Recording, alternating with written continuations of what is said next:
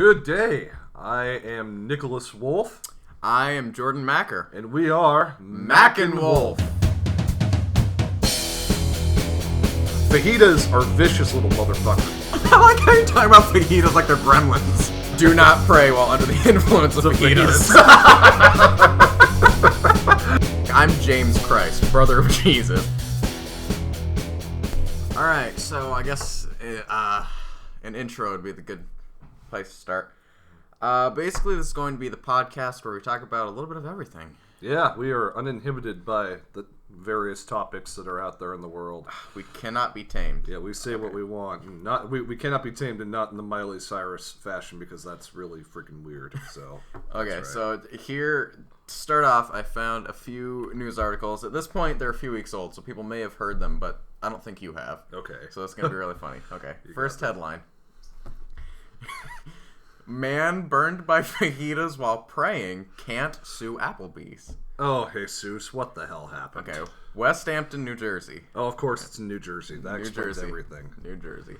A man leaned over a plate of sizzling fajitas to pray, cannot sue the restaurant because the dish burned him, an appellate court ruled Wednesday. Was he praying to the fajitas? That's what I don't think were they that good? Oh, thank you, Applebee's. This guy's name is so impossible to pronounce. Hiram Jimenez, Hiram space Jimenez. Yeah, Hiram Jimenez. Yeah. Like you know. Yeah, you know what? I know a lot of guys come into the store. Maybe I look at some pretty interesting IDs. Hiram Jimenez. Nailed it. Pudo Kayo Dayoko. Yeah. He apparently sought dinner after a March 2010 incident at the chain's restaurant on Burlington Mount Holly Road. But a panel said Applebee's can't be held responsible because the hot food posed a quote-unquote open and obvious danger. According to the ruling, he ordered fajitas that were placed in front of him in a sizzling skillet. When he bowed his head close to the table, the ruling says he heard a loud sizzling noise, followed by a pop noise, and then felt a burning sensation on his left eye and on his face. Well, fajitas tend to make that sound, you know. Right, okay. Go to any Mexican restaurant, you can figure that out pretty well. See, that's the point I have, is on the menu it literally says sizzling fajitas. So why would you get close to those? You know what? If he's going to sue anyone, why doesn't he sue the fucking fajitas, you know? Because they're the ones that burnt him, not the Applebee's employees. Yeah, like... Seriously, let's get real here, brother. Putting the fajitas on the stand. What do you have to say for yourself? Just keeps popping. In an incident report prepared for Applebee's, he said he was burned on his face, neck, and arms after grease popped on the fajitas. Well, you know, isn't that kind of like the greatest advertisement for eating healthy? Like, yeah, grease will destroy you. If not the insides, it will burn your face. It'll blind you before the diabetes does. Yeah, absolutely. It will destroy you, Phantom of the Opera style. His lawsuit said a waitress did not warn him that the dish was hot. So that's what he's going on. Oh, shit. It argued that he suffered serious and permanent injuries. Come back. Mr. Jimenez. Jeez, this is... Serious and permanent injuries solely as a result of Applebee's negligence when he came into contact with a dangerous and hazardous condition, specifically a plate of hot food. Jeez. What? That's like that's just... the lamest, like, hardcore, quote-unquote thing ever. Like, yeah, I got burned by fajitas. It's one of those things that, you know, it only happens in New Jersey to someone who it really would doesn't only know happen that in New Jersey. a fucking fajita is a dangerous piece of food. I have a lot of experience eating Mexican food. I have a belly that can attest to that. Just look at me, you'll figure it out. Mexican food is delicious. You know, they bring out the fajita.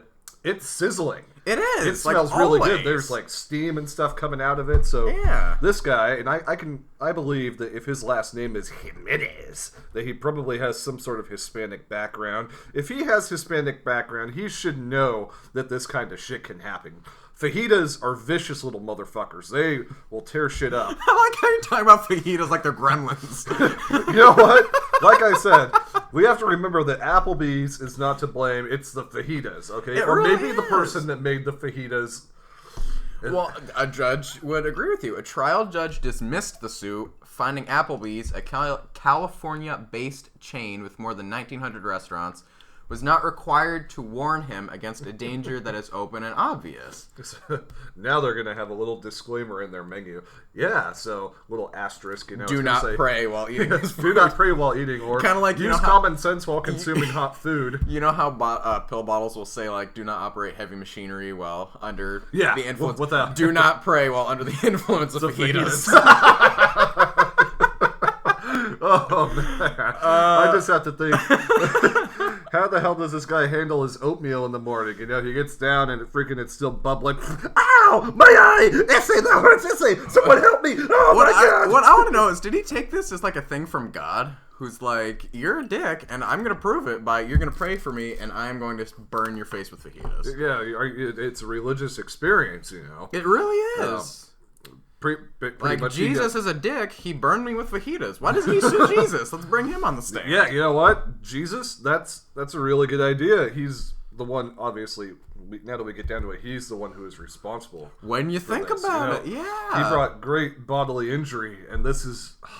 Now I actually feel sorry for this jackass. I don't. If he was being smited by Jesus himself, there was a reason. I mean, think about it. I'm an atheist, but assuming Jesus does exist, there's a reason he's being smited? Smited? It's like, you know, you go look back in the Bible, and there are clearly examples of people getting attacked by hot food, you know. Right. Hot food is the enemy of all mortal men.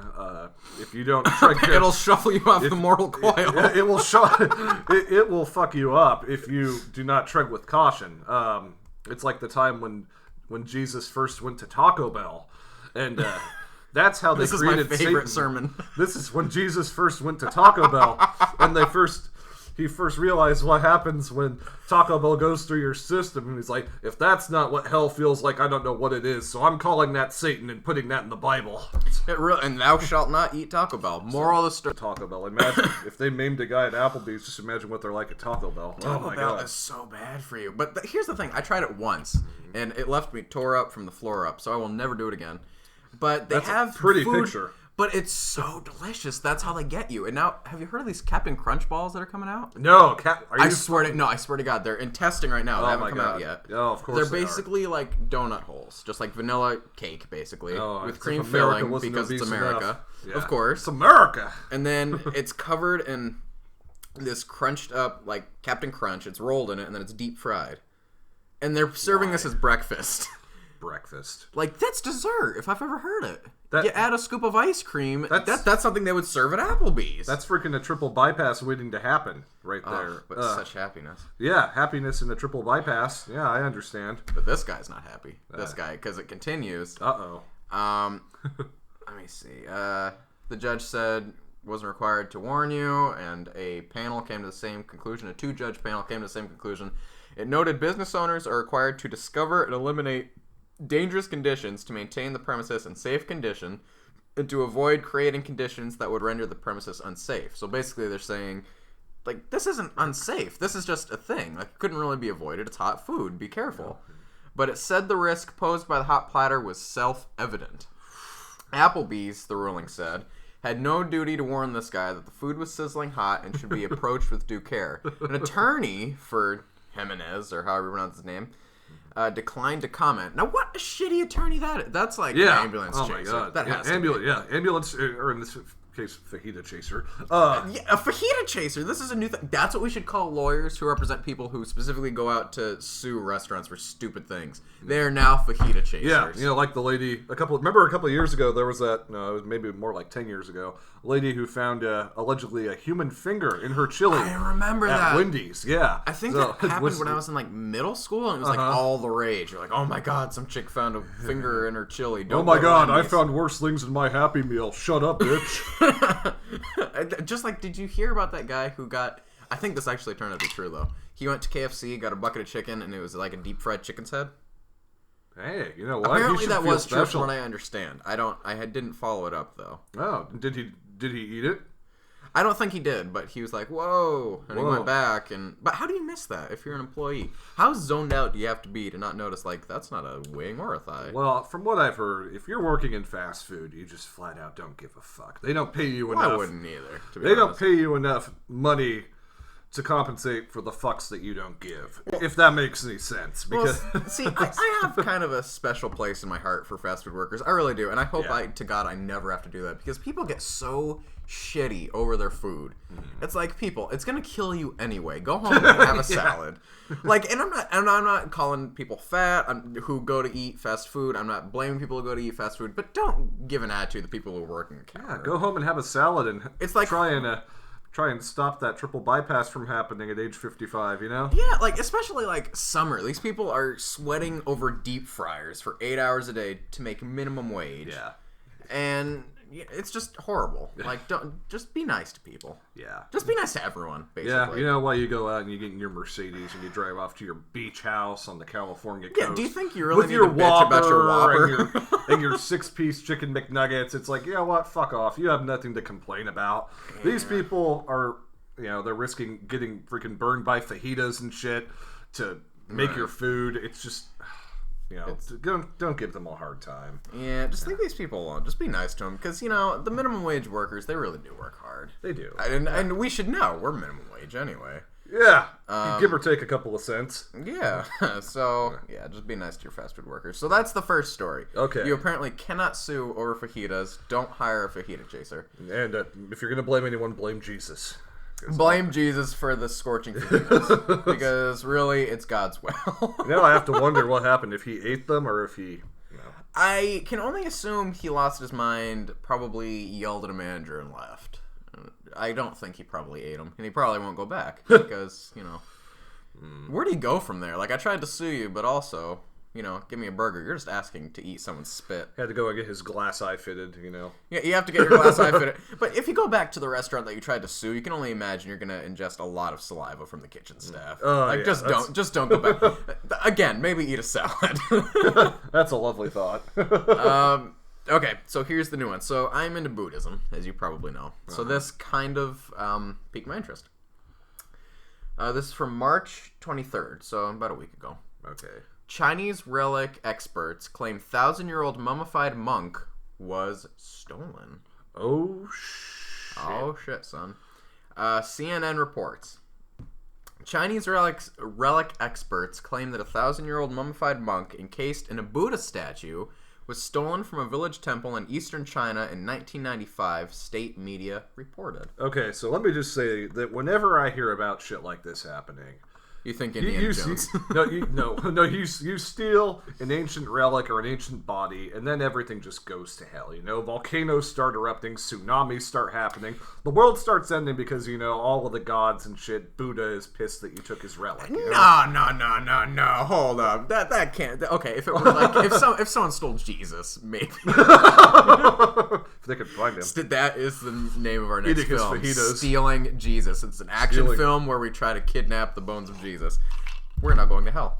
No, I imagine karma. I think that would be the worst thing that would happen to you. I don't think like volcanoes would erupt or anything. I think you would just have horrible luck the rest of your life. Yeah, every time you go to Taco Bell, you freaking shit yourself. Every time you go to Applebee's, you get burned by fajitas. Yeah. The mummy made international headlines last year when it was first showcased at Drent's Museum in the Netherlands.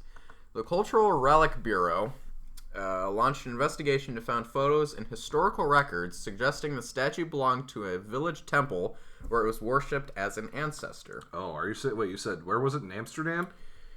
No, it was. Wait, where'd it go? You just said. Oh, well, the relic was from Eastern China, and so the Dutch are behind this. Well, it was Eastern China, and then it made an appearance at a museum in the Netherlands. Ooh. So that's where we are right now. So I guess the mystery is how it got from where it was to the museum. Call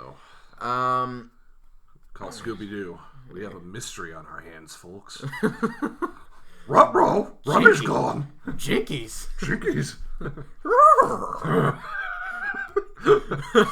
Like, Scooby, did you eat the weed again? They totally stole the monk, man. Let's split up and search for clues. Like, what's the clue? He's there. He's in the museum. Shaggy, you and Scooby go downstairs. Daphne, Velma, You follow me. You follow me. you know Velma was a lesbian. I mean, just look at her. Not to stereotype based on looks, but you know she was pining after Daphne the entire time. Where's my glasses? Oh, what kind of roleplay is this, Velma? Where's my glasses? As she's pawing Daphne's legs. Shit. Anyway, back to the mummy. Let me see. The Bureau will continue with the investigation and report to national cultural authorities, which I didn't even know existed. No, that sounds like the freaking monuments man. To seek compliance with normal procedures. The statue currently in possession. So basically, and here's what I really find interesting. Okay. So there are certain monks, and I don't think they do it anymore. But when a monk back in the day was revered as being like the holiest of holy, what he would do is he would self-mummify. I was reading about this. It's very fascinating. That's really metal, actually. It's so metal. So here's what they do. Okay, so basically they go into this little like cave type place with a little hole in it, I guess, and a bell.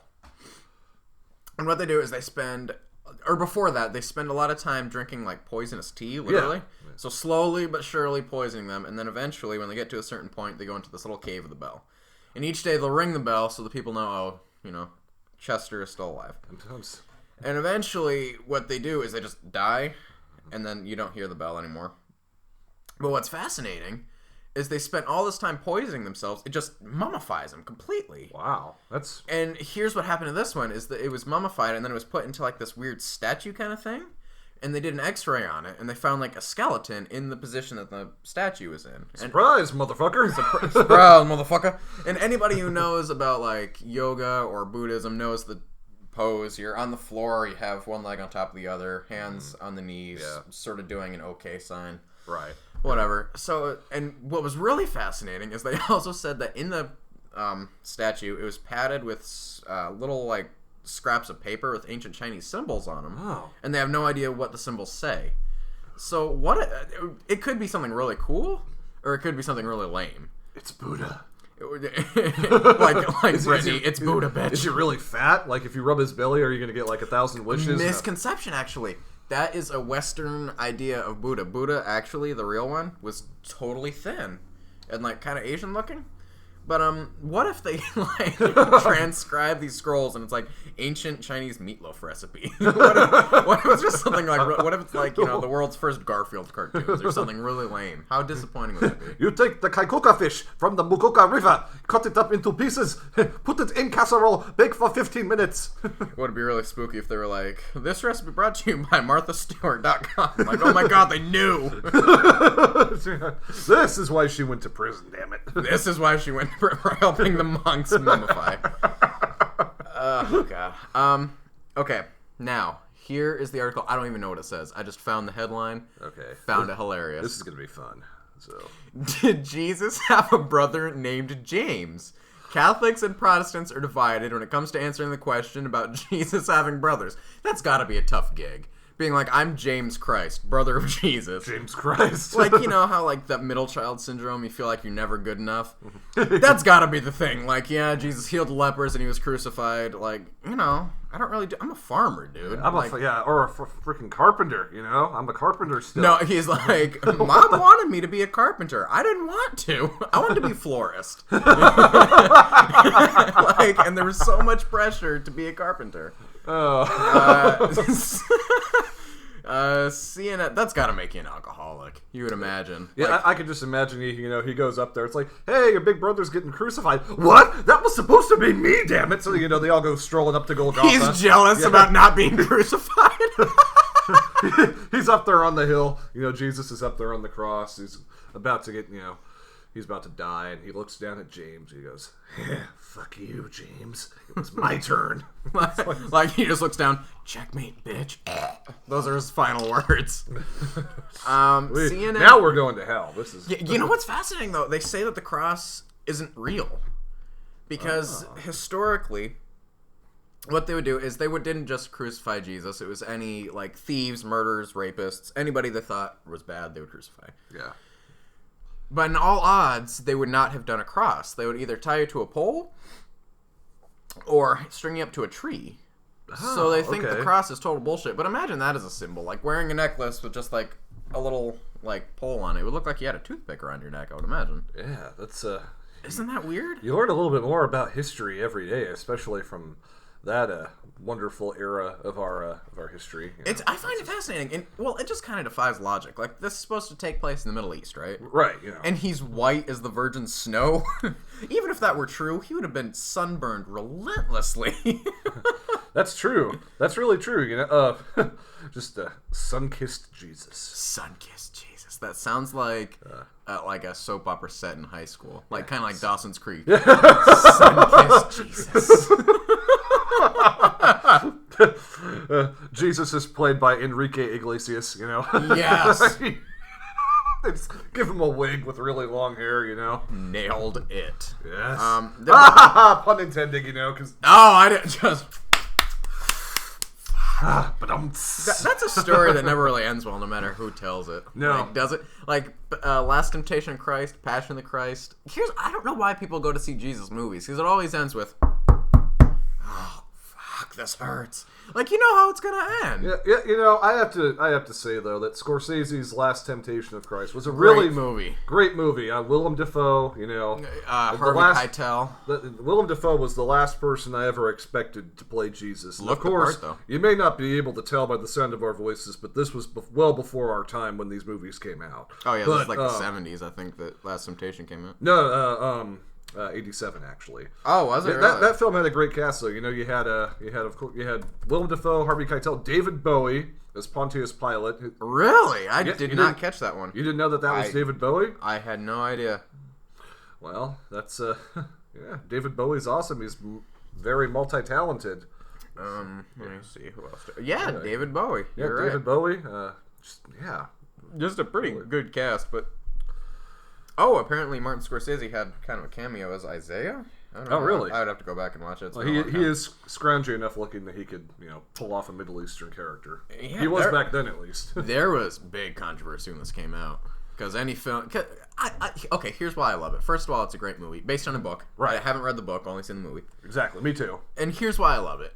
Beyond it being a religious movie, it's just about a guy who's kind of struggling with life. Mm-hmm. Like any other incarnation of Jesus, it's just like, this looks are all of us. This looks at it from a different side. Jesus is just trying to get through. And totally human side to Jesus. He's just thinking, why couldn't this have happened to my brother James? Why couldn't this have happened to that little shit James?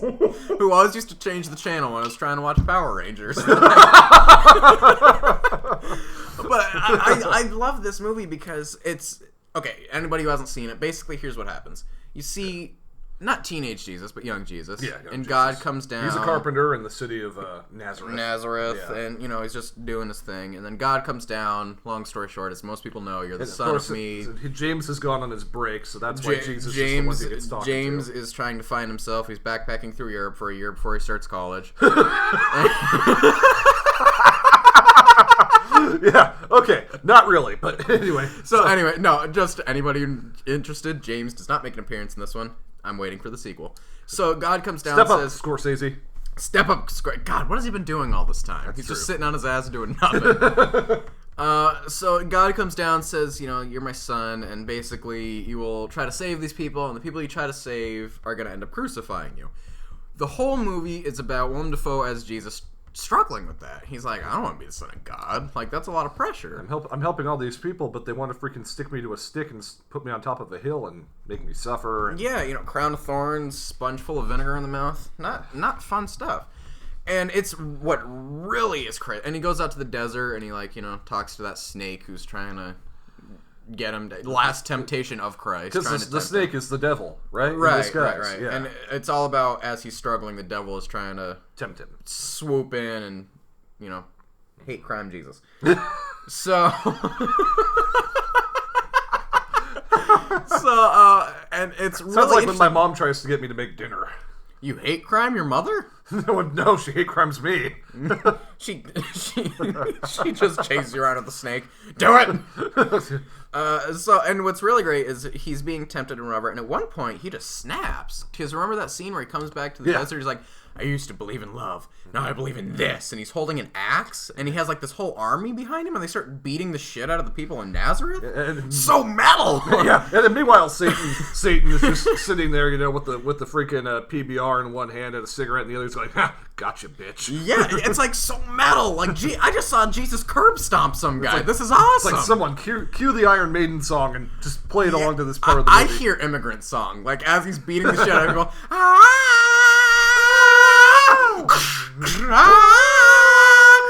Jesus, why are you doing this? I came from the land of the ice and snow, where the hot springs sun and the hot springs, or whatever the song is. You could write an alternate to fit Israel in the Middle East, but that'll be for a later. I really want to take that scene and add that song and upload it to YouTube now. Yeah. So anyway, he comes back and eventually he realizes, like, okay, not good, because I think at one point doesn't he literally see like a river of blood coming down from all this like pain and suffering and whatever. Yeah. The Shining. And then he gets locked in a hotel. Jack Nicholson starts chasing him around. Just when he thought shit couldn't get much worse. Jesus! He's like, I'm not going to hurt you, Jesus. I'm just going to bash your fucking brains in. Right the fuck in.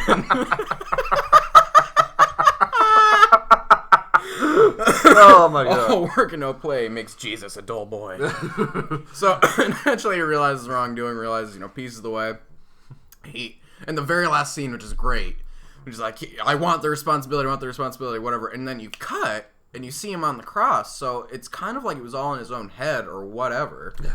And then, and then the last scene, so great. You see Defoe up there on the cross, yelling, "It is accomplished!" And you kind of see him fade out. Mm-hmm. Yeah. And you see Jesus die. And it's really great. Not because I want Jesus to die. Nothing against him. Magic Martin Scorsese filmmaking moments. Oh, God. It is such a great film.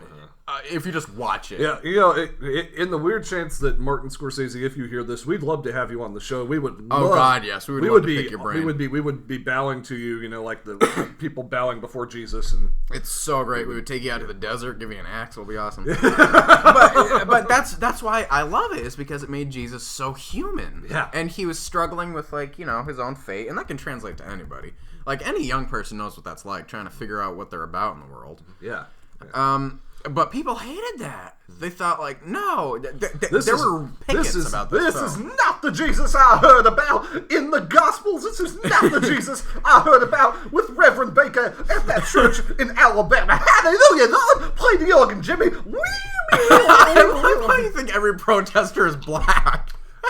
Protester, yeah. But, yeah, they just hated that. These modern times. And I don't get what the concern was about. It made...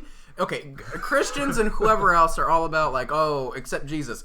This is a way to make Jesus easily accessible for people who didn't believe. Yeah, it's a good starting point, Fast forward to, 2003, 2004, when Mel Gibson makes Passion of the Christ. That was a little different. And they go back to beating the shit out of Jesus, and he does nothing about it. Okay. Who played? It was Jim Caviezel played. Let me see. I don't know if I'm pronouncing his name right. Jim Caviezel played Jesus in that movie. And what I want to know is, why is it of the Christ? Like Passion of the Christ? Like that? Why isn't it just Passion of Christ? Why is it of the Christ? Well, maybe because they were considering James when they were writing the script. That's it. They were like, it wasn't both Christs. Jesus was Jim Caviezel. Yeah, Jim Caviezel.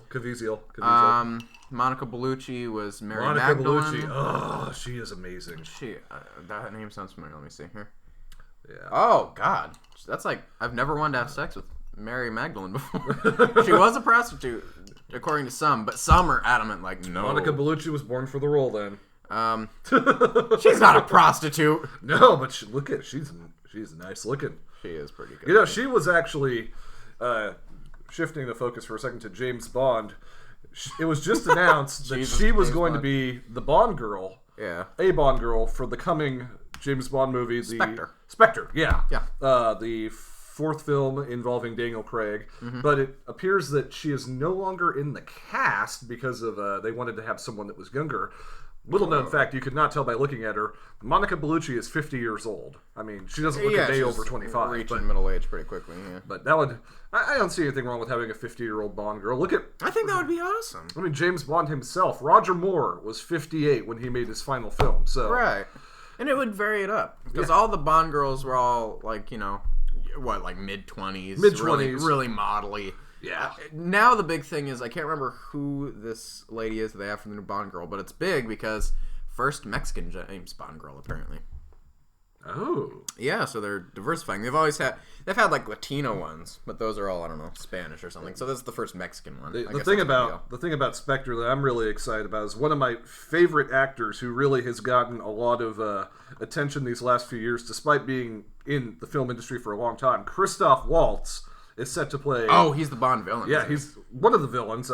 I assume he would be the main villain, but Christoph Waltz, love the guy. I love Absolutely, him. He is fantastic. I don't even care that his voice is the same in everything he does. That doesn't even ruin it for me. Like that whole German... Yes, it kind of sounds like this. He kind of sounds like this. He puts a lot of emphasis. Mr. Bond. Mr. Bond. I don't expect you to live. I expect you to die. But what's funny is his villains are always very cordial, aren't they? He's like, yeah. I can only imagine his upbringing was like very strict but very fair. I've only ever seen him as a villain. Now that I think about it, well, in Django Inglourious Unchained, Basterds, he was kind of a good guy in a weird way. Still, I never saw that. So. Oh, you never saw Django? No. Oh, well, you know what it's about, though, right? I do. Yeah. Yeah. So he's kind of a good guy in that one, but yeah. But yeah, he is primarily bad guys. Yeah, exactly. That's why they selected him for it. In the last film, Skyfall, I won't spoil it for anyone who hasn't seen it, but Javier Bardem, who also played in the movie No Country for Old Men, that was the first film I saw him in, as Anton Chigurh, the hitman. Yeah. I thought that he did an outstanding job, so when I heard that he was going to be the villain for Skyfall, I was really fucking excited about that. He did a great job. Probably my favorite villain in the entire series. And I know that that's a bit of a long haul to say that, but 24 movies from 1962 to 2012. I think that he nailed it. Just absolutely. But I still have yet to see a James Bond movie. Yeah, we're gonna have a James Bond marathon. But anyway, back to Passion of the Christ. Yeah, Jesus Bond. That escalated quickly. That's what the Romans said when they came in to get Jesus. We don't expect you to live, Jesus. We expect you to die. The name's Bond. Jesus Bond. The name's Christ. Jesus Christ. Shows up in a tuxedo. But the Passion of the Christ, completely unnecessary. Because, well, I guess from what I understand, it closely follows the actual Bible events. Because the Last Temptation of the Christ took some liberties and whatnot. It didn't strictly follow the Bible, and this one did, I guess. But yeah, okay. I just don't believe it. That's the problem with this version of Jesus. Is Willem Dafoe, he's struggling with it and then he accepts it fine. This one doesn't make sense to me because I know a lot of mellow people. I am mellow myself. Someone starts whipping me. Tell me he wouldn't at least swear. Like, okay, he doesn't want to get up and fight, but tell me he's not like, oh, you cocksucker. Yeah, there's no way he would just take it. Oh! Like, fuck your mother.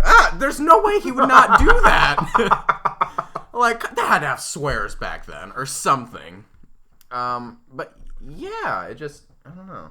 Mel Gibson's just kind of a weird cat anyway, though. Yeah, so I don't know why. His father's a Holocaust survivor, or not survivor, a Holocaust denier.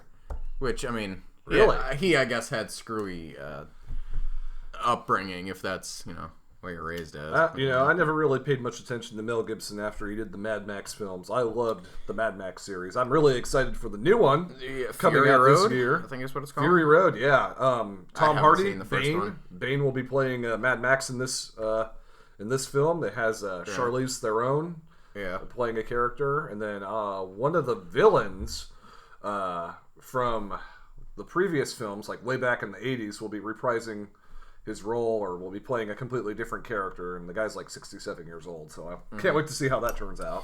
Wasn't it? Mad Max sounds really familiar. Wasn't it like a video game or something first? Or did it just start off as a movie? Yeah, it might have been. I know that they're making a video game for like the next gen gaming consoles like PlayStation and whatnot, but no, Mad Max was initially released in 1979. It was... Because, little known fact, Mel Gibson is Australian. He wasn't born in Australia, but he grew up there, and that's where he got his acting career began. Like 1979, general synopsis of the film. Max is in the outback of Australia. He's a cop.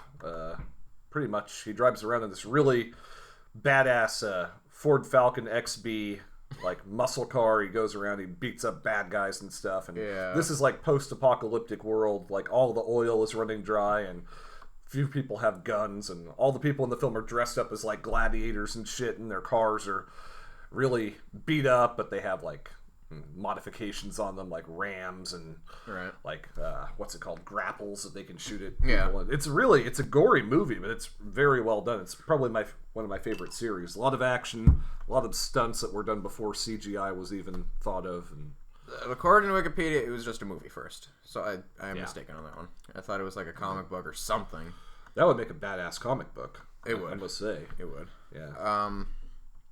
Kevin Smith, if you're listening, take note. It says Tom Hardy is as the role of Mad Max. Was that original? Is he taking over from Mel Gibson? He is taking over from Mel Gibson because Mel Gibson is now 59 years old. And okay, so I think that Mel Gibson is making a cameo in this film, though. So presumably, are all these films, because there are several sequels as well, are these all taking place like at the same time? Like we're not supposed to assume that there's actually time between the last film and this coming one. Well, it's supposed to happen like right after the last film. I think between the second film in 1981, The Road Warrior, and 1985's Beyond the Thunderdome, it's like a year or a couple of years, because when he comes back in the Thunderdome, he's all hairy looking. He looks like Jesus' brother James. James Christ.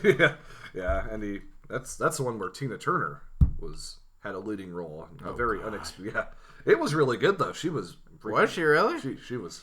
I haven't seen her. For lack of a better word, fabulous in that film. I've never seen her act except for in Tommy, the film adaptation of the Who album, and she played, what was it, like the Heroin Queen or something like that. The Acid Queen. The Acid Queen. Yeah, there we go. The Acid Queen. Yeah, and she gets Tommy hooked on. I think it was heroin though. Yeah. I think. I don't know. It might have been acid. It's trust the Who to come up with something that wacky. Yeah. Yeah. Oh, Zoe Kravitz is going to be in this new one. Zoe, is that any relation to Lenny Kravitz? Daughter.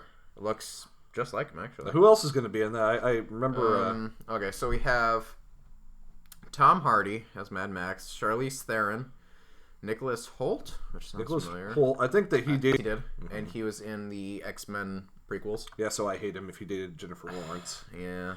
Asshole. Hugh Keays-Byrne? That's the guy. Hugh Keays-Byrne is the guy who played Toe Cutter in the first film. He was the main villain. That sounds like a friendly guy, right? Yeah, Toe Cutter. Hey, Toe Cutter. Motorcycle gangs in Australia, that's a pretty common name. So yeah. Let me see. Rosie Huntington-Whiteley? Ooh, that was freaking Shia LaBeouf's girl from one of the Transformer movies. She's good looking. Ooh, and Australian. She's a little... I don't know. No. She's alright. She's a little bony for my taste. Oh, bony. I thought you liked it that way. Yeah. O'Reilly Keogh? However the hell. Ooh, she's pretty good looking.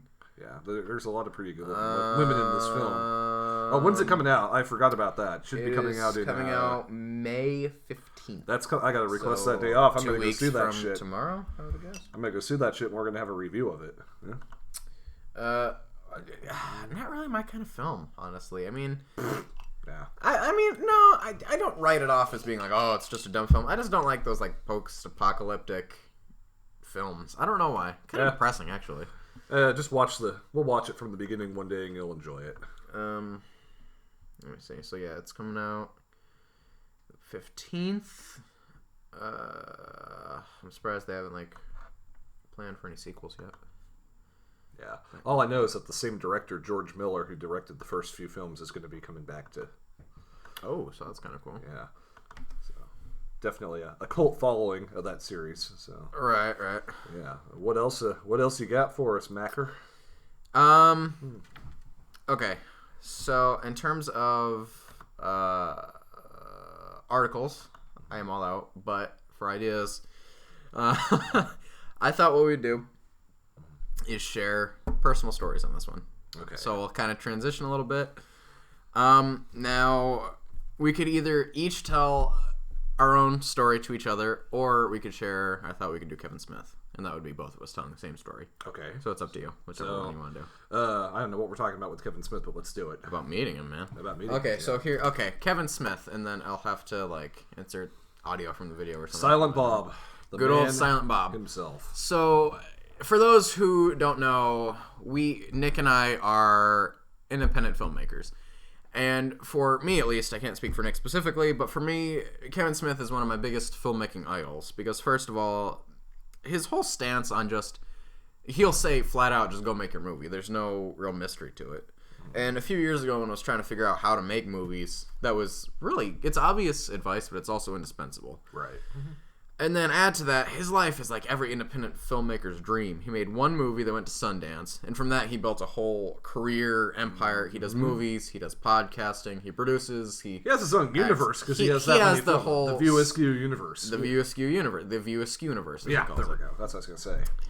And so, huge following. So he and Jason Mewes were here.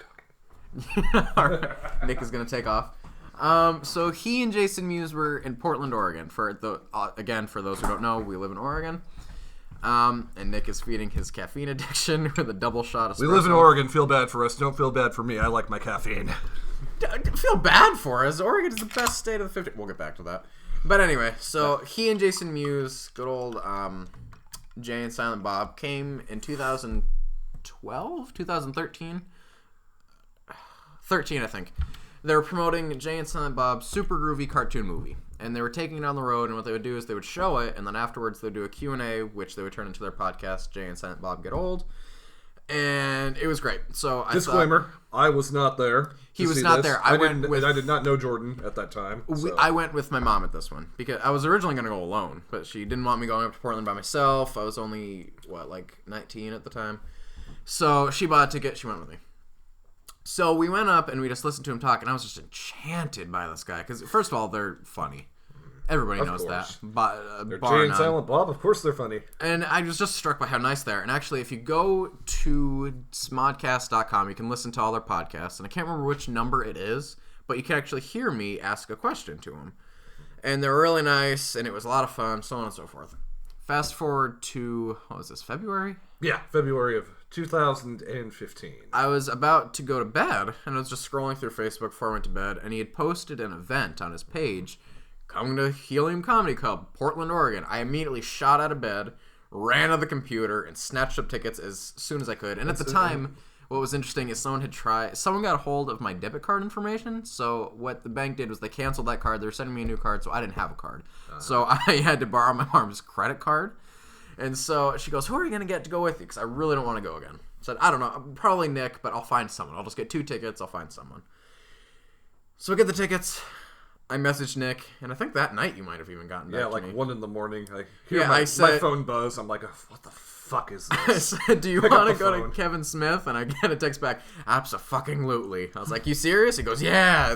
Because you had seen An Evening with Kevin Smith. Yeah. Or pieces of it. Oh, my specifically God. That the is Prince so funny. story. Yeah. And so he goes, yeah, we'll go. Okay. So he gets the day off. We head up there. And what he was doing was just, I don't even know why he was touring, but it was just he was going and he was doing a Q&A for no real reason, and he's still doing it. It was essentially he was just hanging out with his fans, you know? Yeah, it wasn't even for a podcast, interestingly enough. He was just up on stage, and he was fielding questions from people, and anybody who knows him knows each question takes about half an hour to answer. Right. but it was funny and whatnot. Yeah, keep in mind, the place where he was at is a place called the Helium Comedy Club in southeast Portland. It's in the Hawthorne district, which is pretty much the Compton of Portland. So, you watch your back while you're up there. Yeah. The main building, you have to open up the front doors, go up a stairway, and then there's a lounge, a bar, a whole bunch of aries where you have to wait, and then you go into the seating area, you can have a drink, eat some food while you watch Kevin perform. It's a 2-item minimum, which yeah, 2-item bullshit, but whatever. Well, they had good stuff, so it doesn't matter. Yeah, they did. Expensive stuff.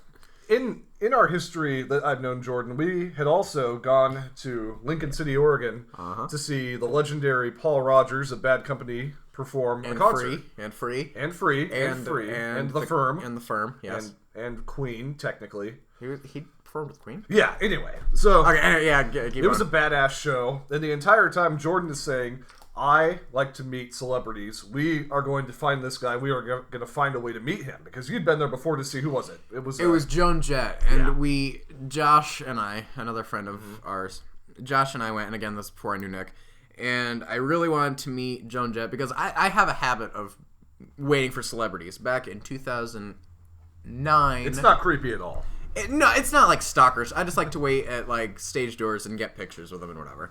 So, like, back in 2009, I went to 3 Chris Christopherson concerts in 2 weeks and met him twice, got his autograph 3 times. That's a whole other podcast because I can go into great detail about it. So I have a history of it. So Josh and I went to see Joan Jett, and we went out, and there was this group of people waiting by the side. And I said, "Are you guys waiting for Joan Jett?" They go, "Yeah." Okay, cool. And that's how I learned where the stage door was. Yeah, and so we applied the same principle to Paul Rogers as soon as the show was over, and the show was badass, by the way. The guitar player was Howard Leese from the legendary Northwest band Heart. We dash out there, we run around to the back door, and there's pretty much no one there. So we're thinking, is he gone already? So Jordan's just like, okay, just hang around for a second. And then out comes Paul Rogers, you know? So immediately, like, 5 to 10 people run up to him. Paul. I was like, well, I really wasn't going to sign autographs, but since you guys are all here, I'll take a picture for a second. And, you know, stuff like that. He was really nice. You could tell he was kind of in a rush because I don't know if he had somewhere to be or a plane to catch or whatever. He's 64 years old. He just walked and out he's like tired, he was 21, you know? So, you know, he did what could be expected. He was really polite about it as he was rushing through it.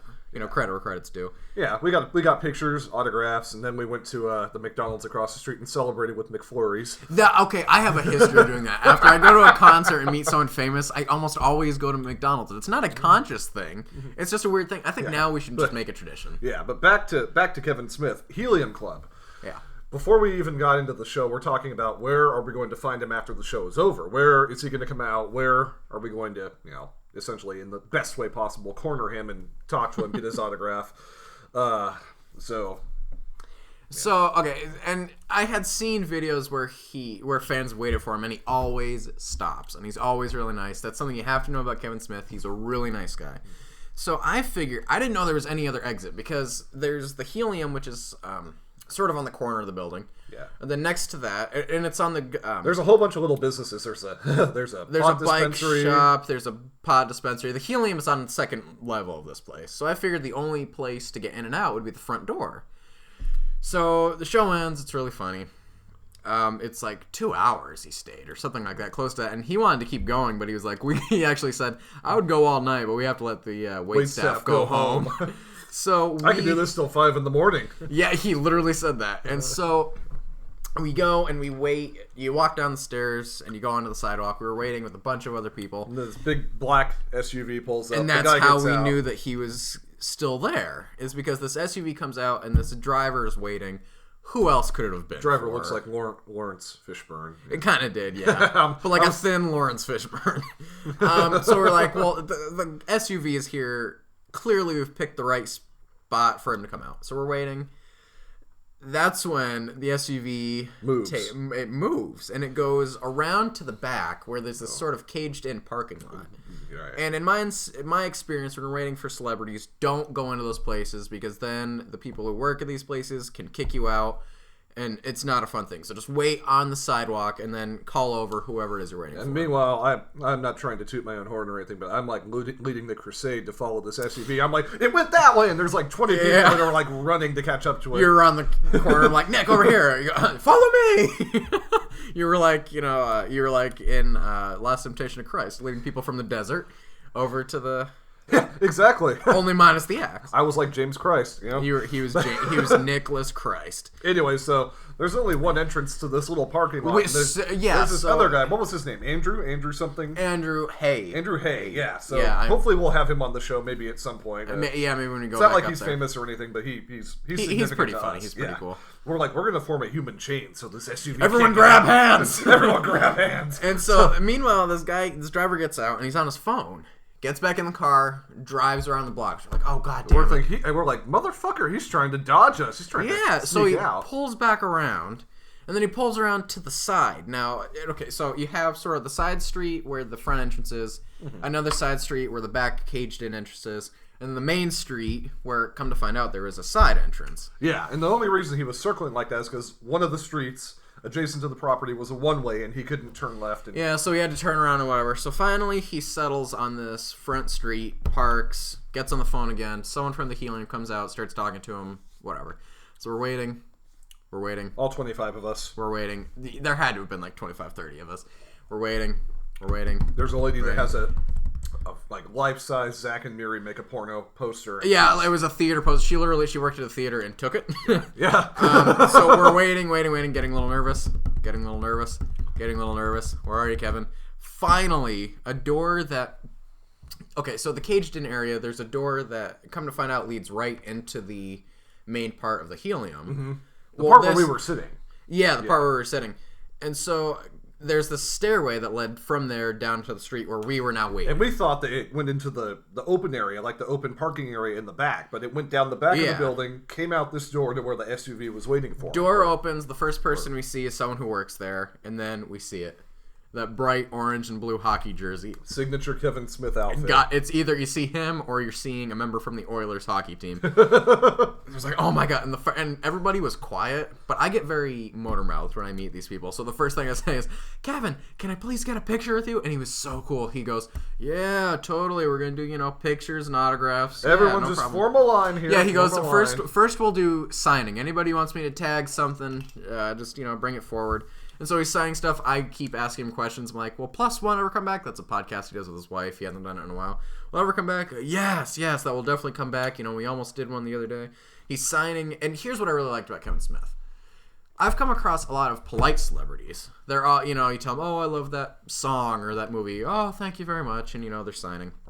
Kevin Smith, you tell him you love something he made, he will sit there and have a conversation. Yeah. Like, oh, I loved Zack and Miri. Oh, really? Thank you. What did you like about it? And he'll follow up with the conversation. He will interview you because he will interview is a podcaster as well.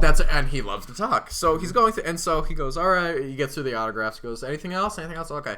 So we move over a few yards where they have sort of this mural on this wall. Graffiti. Was it graffiti? Mm-hmm. Remember, we're in the Compton of Portland. But I thought it was like something that, like, some businesses have people come and just like paint their walls. It wasn't that. Well, I think someone had spray painted the word "fuck" on there, so I don't think. So I think they kind of had to at that point. They didn't have a choice. So he goes, "Just come on over here. We'll do like a single file line, so we don't block up the sidewalk." And then So, meanwhile, we're still I don't know about you, but I was still freaking out because, oh my god, he's really nice! And another thing worth mentioning, meanwhile, while we're waiting for the show to begin a couple hours beforehand, someone, unknowns to me completely, was drawing a caricature of me. We will have that. Oh, God, yes. I'll include the picture. We will have a Mackenwolfe blog up very soon. There will be a picture of that. I'm going to get that thing framed. It's hilarious. Oh, it's great. I was able to get him to sign it. I got a picture with him. I talked to him. He signed the caricature. I drew this. Yeah.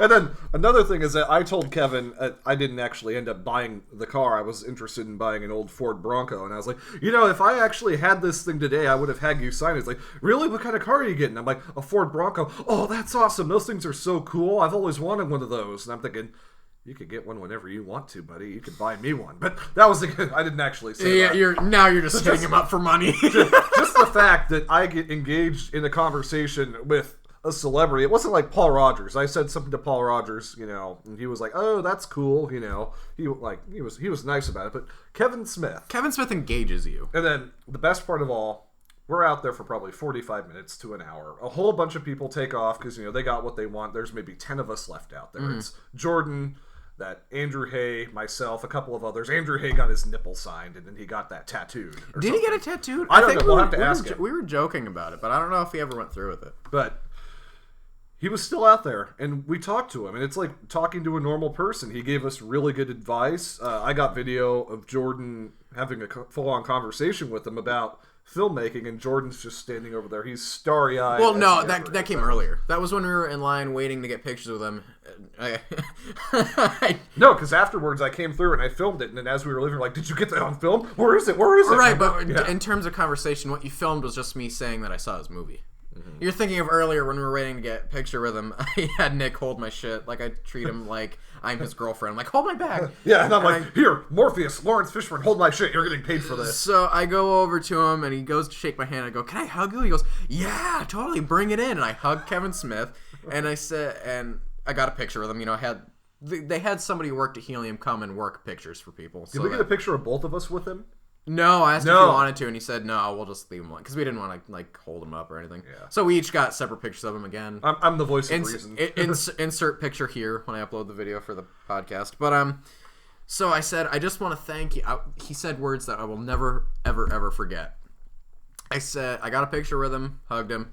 I said I want to thank you for being so nice, and I want to more than that. I want to thank you for being so encouraging to young filmmakers such as myself. Because that's his whole platform. Like, he talks about it religiously, about how, you know, there's no mystery, just go out, just make your movie. Mm-hmm. You know, you can do it, anybody can do it, so on and so forth. And so he goes, oh, yeah, don't worry. I was a young filmmaker, too, once, and I wish I had someone there encouraging me when I was trying to do it. And I said, yeah, you know, it just, sometimes trying to make it in the movie industry feels like such a mountain to have to climb, and it makes me feel better to hear you make it so accessible. He goes, and it is a mountain. But you know what? People climb mountains all the time. And I was like, oh. He goes, you know, I didn't make it by any special road. I didn't do anything special. Just made my movie, and shit happened to work out. I was like, oh my God, Kevin Smith, marry me. It's legal in Oregon. we're both freaking out. I'm standing over next to the Lawrence Fishburne. I'm just like, I'm salivating. I'm like, oh my God, this is happening. He was even funny when I first went up to him. I had a Jay and Silent Bob t-shirt on, and the first thing he says is, hey, how's it going? Cool shirt. Did you talk to him when you were getting a picture with him? You did briefly. Yeah, what'd you say to him? About my car. And that's like, right. Yeah. I was like, what did I ask him? Shit, I don't remember what I asked him. I told him about my car. It's like a blur. Because it was so much fun. I think I asked him if he'd ever been to Salem. He's like, I've driven through a couple of times, and I was like, well, that's fine. So that's what Salem's there for, to drive through. yeah. I love Salem. Not a lot goes on though. Yeah. And then we hung back because I wanted to just shake his hand one more time. So I hand my iPod. It's an iPod Touch. Hand it to Nick. Have him shoot video. I said, I just want to shake. And again, video will be here so you can hear what actually happened. But I said, I just want to shake your hand one more time, tell you I actually saw Tusk in theaters, and he's just really nice. And one more time. Yes. Tell you, I saw Tusk actually in theaters. Scared the fuck. You were the fucking one. I was the one. It scared the fuck out of my aunt because she hadn't heard the podcast. She had no idea what she was getting into. And even if you did hear the podcast, I could understand somebody being like, what the fuck? She goes, I am never letting you choose the movie again. I've heard that. So thank you very much. You're so awesome. You rock. Thank you for I appreciate it. I'll be back for Jay and Silent Bob. I promise. Thanks, guys. And that's when he imparted upon us that Jay and Silent Bob Get Old will be brought to the Helium in like 2 months. He said a month and a half, 2 months. Dates still haven't been up, but I tweeted them. I tweeted Kevin not long ago, and I said, are you still planning to bring Get Old to the Helium? And Jason Mewes replied, because I had him tagged, and I said, are you and Jay coming? Yeah, and then I get a Facebook message saying, Jason Mewes replied, Jason Mewes replied. Yeah, because he replies with yes and 3 exclamation points. And then I comment back on Twitter, and I say, oh, that's awesome. I met Kevin last time he was here. Now I want to meet you. And then Kevin Smith favorited that. So I was like, oh my God, I was freaking out. I was like, oh my God, Kevin Smith and I are best friends. Yeah, we're kind of besties now. So that's one of our big goals, actually, with the Mackenwolfe podcast. We would love to have them on the show. Knowing how much they love podcasting, we would absolutely, if by any chance you guys are listening, please, we would be honored to have you on here. We will come to California. And it would be so, the show. Well, and it would be so easy to do if they come, or when they come with Get Old. Mm-hmm. You just wait for everybody to, peace out after they meet all the other fans who hang around. My iPod has a recording device. You get an interview with them, you stick it in the podcast, good to go. That's what's so great about podcasting is it's so easy to do. Clearly, if a couple of dicks like us can do it, really anybody can figure it out. Exactly. All right, we just passed 57 minutes. 57 minutes, so we got probably 3 minutes to break the ice here. Yeah, we should think about wrapping it up. Yeah. So, yeah, we're really excited to get into the whole podcasting thing. This is the start of something great. Yeah. So Jordan and I, as well as being filmmakers, we are also musicians. So if we ever have something creative that comes out of our musical department, we will also put it up on the Mackenwolfe blog, which we will be starting very soon. I don't know how we're going to do that. I, despite the fact that I was born in the year 1993, am not technologically savvy at all, so I leave all that shit to Jordan. Right now, the way you're probably listening to this, anybody who's listening to it, is I figure I'll just upload it as a video to my Joaquin Bandit Productions page for now until we figure out how to get it up to either SoundCloud or iTunes. Yeah, or so on Facebook, look it up. It is Joaquin Bandit Productions. That's Joaquin like Phoenix, Joaquin. Okay, I'll shut up. Bandit. Joaquin Bandit is all one word. Productions, and and you can also look up Joaquin Bandit Productions on YouTube and find the official page. Make sure you look up Joaquin Bandit Productions, because just Joaquin Bandit is a bunch of junk videos like piano covers and whatever. Yeah. But Joaquin Bandit Productions is all the official videos that are released. Right. And just look for the picture of a guy that looks like James Christ taking a picture with a camera. James Christ. I'm changing my name now. That's what it's going to be. James Christ. All right, so I feel like that'll probably do it for our first ever. Yeah, thank you. Thank you so much for tuning in. As always, my name is Nicholas Wolf. My name is Jordan Macker. We are Mackenwolfe. Signing out. See you later. Nanu nanu. Nanu nanu.